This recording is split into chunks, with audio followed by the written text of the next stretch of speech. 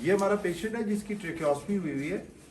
So question is, थोड़ा करीब आ जाओ, how to take out the tracheostomy tube. जी बेटे, कैसे निकालेंगे? आपने ट्रेकियोस्टमी ट्यूब निकालनी है, क्या करना है आप? हाँ जी, कौन बताना? कौसैन साहब बताएंगे। कौसैन साहब बड़े माहिर आदमी हैं, आगे आओ शाबाश। ट्रेकियोस्टमी ट्यूब कैसे निकालें? सर सबसे पहले तो पेशेंट के वाइटल्स लेंगे।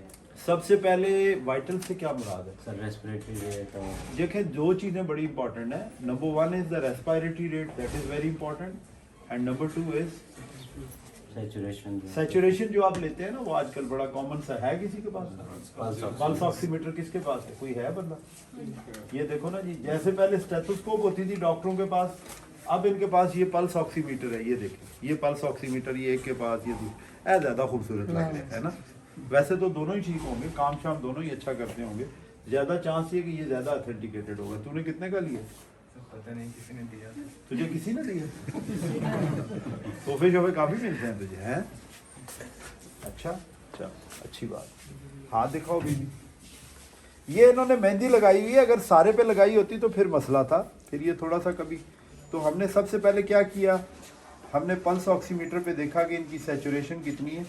तकरीबन 96 और 76। इसका मतलब है पल्स है 76 एंड सैचुरेशन इज 95। तो इसका मतलब है दोनों चीज़ें ठीक है। ठीक है, सांस लेने में कोई मुश्किल तो नहीं है। होंठ देखें, ये रेड है, इसमें ब्लू नहीं है। जुबान दिखाइए, बिल्कुल रेड है। नाक देखिए, बिल्कुल ठीक है। हाथ दिखाएं, हाथों में कोई प्रॉब्लम नहीं है। इसमें भी कोई आपको ब्लूइश कलरेशन या साइनोसिस वगैरह का कोई साइन सिम्टम नहीं नजर आ रहा। ट्रेकियोस्टमी के साथ at least her vitals are stable, number one. अगर हम ये आपका सोशल मीडिया पे डाल दें, आपको कोई इतराज तो नहीं है? कोई मसला तो नहीं है आपका?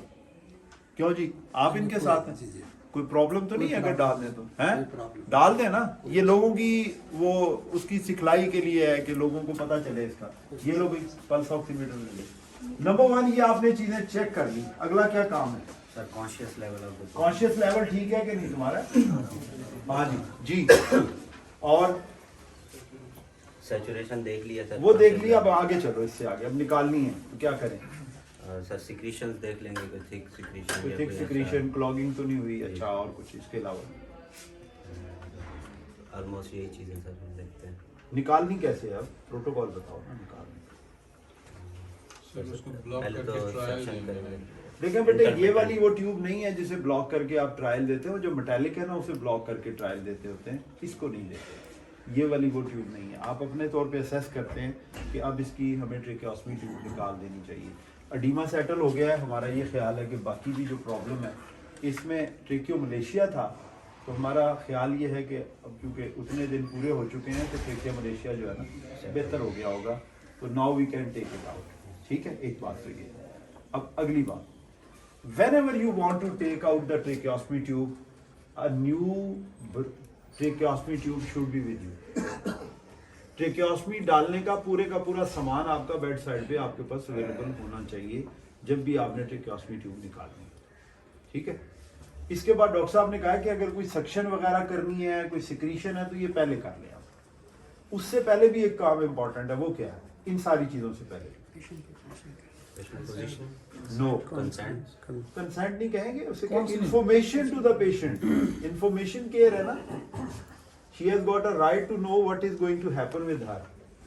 सो you have to tell to the patient that we are going to take out your tracheostomy tube, और इसका ये प्रोसीजर होगा, हम ऐसे ऐसे इसको निकालेंगे और इसमें इतना टाइम लगेगा, और साथ हमने ट्रेकियोस्टमी ट्यूब रखी हुई होगी।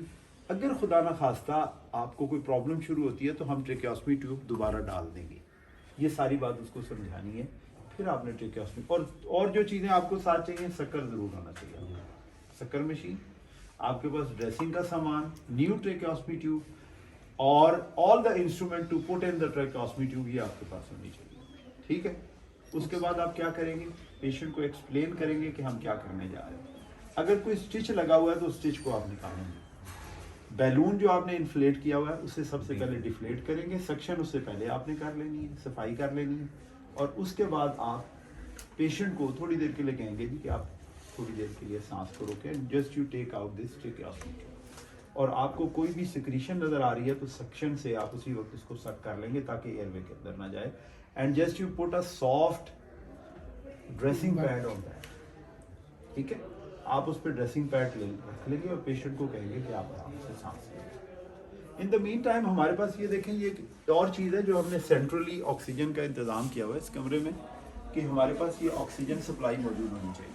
ठीक है, तो ये तकरीबन हमारे पास 6 to 7 बेड्स हमारे पास ऐसे हैं. और आइडियली आपने मॉनिटर का भी इंतज़ाम करना है. मॉनिटर आप लेके आएंगे, यहाँ पे रखेंगे.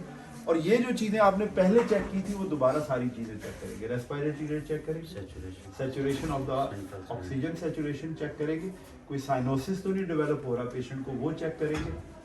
स्ट्राइडर तो नहीं हो रहा, ये भी चेक करेंगे. पहले स्ट्राइडर ही तो था ना जिसने हमें बताया कि इसको वो हो रहा है. तो स्ट्राइडर तो नहीं है. इंस्पायरेटरी एक्सपायरेटरी कोई स्ट्राइडर तो नहीं है. स्ट्राइडर क्या होता है?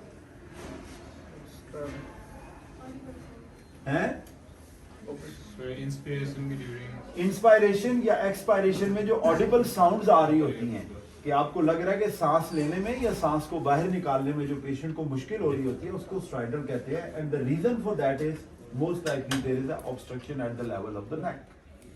ठीक है, लेरिक्स के अराउंड उसके ऊपर या नीचे कहीं अगर रुकावट हो रही हो तो स्ट्राइडर हो सकता है पेशेंट.